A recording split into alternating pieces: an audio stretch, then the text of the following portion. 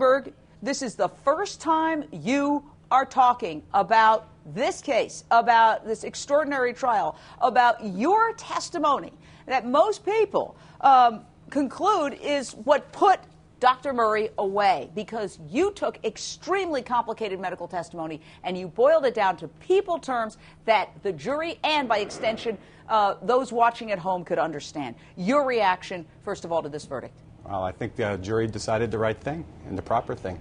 So I'm happy that my testimony helped out in convicting Dr. Murray. What do you think this says to the Dr. Feelgoods of the world, the ones who are doing medicine as a money-making enterprise as opposed to a calling? I think most doctors are doing it for a calling. I think that's a rare doctors of what Conrad Murray does. I review a lot of cases for the Board of California, and I've never seen such an extreme deviation from the standard of care. But I think it's actually a win for patient safety, but also a win for doctors. It just puts us on notice that we need to practice within the right boundaries of medicine. And it's already helped me in practice. Sometimes, just as you said, patients get medications from multiple doctors. I'm a cardiologist, but sometimes patients say, hey, you know, ran out of my Ambien. I don't have a follow-up with my primary for a while, or my back hurts. I need some Percocet. And this gives me some ammunition. So, you know, you really need to seek a specialist in that part of your medical care. Michael's dermatologist, Dr. Arnie Klein, believes that Michael Jackson was totally addicted to propofol. Listen to this.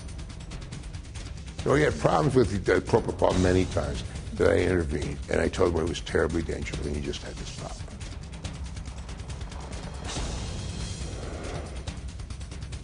If anyone at home wants to see more of Dr. Klein's exclusive interview, and I'm not choked up over his interview, believe you me, but you can go to HLNTV.com. Dr. Arnie Klein said that he thought Michael Jackson was totally addicted to propofol, that he had tried to do 3 interventions. Dr. Steinberg, that means that other doctors out there were giving Michael Jackson propofol, that Dr. Conrad Murray wasn't the only one. Does that horrify you? It's really scary.